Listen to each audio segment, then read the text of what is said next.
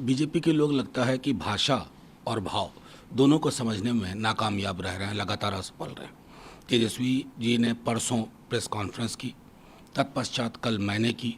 हमने क्या कहा कि हम विरोध करेंगे, जन समर्थन मांगेंगे और गांधीवादी सत्याग्रह का नाम सुना है उन्होंने, फूल देंगे, कहेंगे कि साहब स्वस्थ होइए, गेट वेल सून।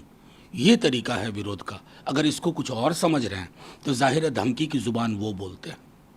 मैं क्या एक एक करके अगर पन्ने खोल दूं ना इनकी कार्यस्थानियों के तो मुश्किल हो जाएगी। बस इतना ही कहना। तो मुझे बेहद खुशी है कि आज कई इंग्लिश डेलीज़ ने और हिंदी के अखबारों ने वो जो गुरुग्राम का मॉल था उसके बारे में मॉल के मालिकों ने, प्रोजेक्ट के मालिकों ने कह दिया कि तेजस्वी जी का कोई ताल्लुक नहीं। तेजस्वी जी ने खुद ही एविडेंस सामने रख दिए थे। माफ़ी मांगनी चाहिए कि नहीं? डर गए हमने तो सबूत रख दिए। माफ़ी मांगनी चाहिए सीबीआई को और माफ़ी मांगनी चाहिए उनके मालिकों को जो दिल्ली की सत्ता में बैठे हुए हैं और उनके इशारे पे ये सब कुछ हो रहा है।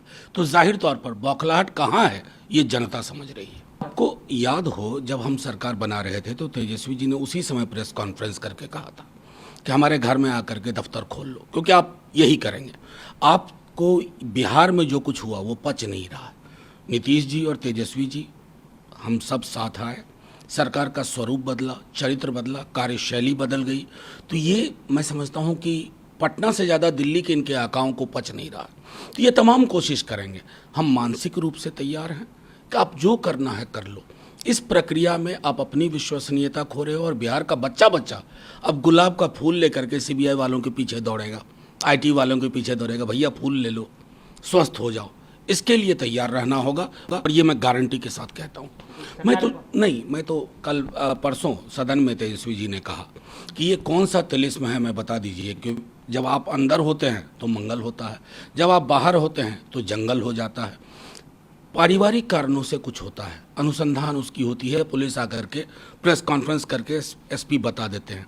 तब भी अगर आप जंगल राज कह रहे हैं तो जाहिर तौर पर जंगल राज आपके जहन में है, आपके मानसिकता में है, आपके मनसा वाचा कर्मना में है। उस जंगल को दुरुस्त कीजिए ना, सब मंगल रहेगा। देखिए मैं सीधी सी बात मानता हूँ, जन समर्थन हेमंत जी के साथ है।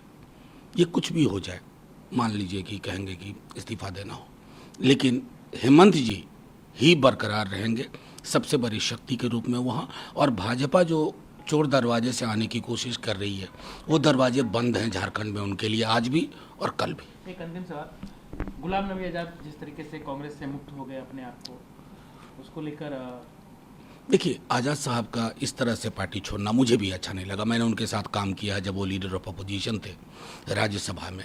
उनके जैसा कद का व्यक्ति जिसने कांग्रेस को अगर एक देखें तो 40 वर्षों में पर्याय थे वो कांग्रेस परिवार, कांग्रेस के डिसीजन मेकिंग में। अगर पार्टी थोड़ी चुनौतियों से चल रही है, संक्रमण काल से गुजर रही है, तो बुजुर्गों और युवाओं के बीच में एक पुल बनना चाहिए और उसमें उनकी बड़ी भूमिका हो सकती थी। वो उस भूमिका को उन्होंने निर्वहन नहीं किया।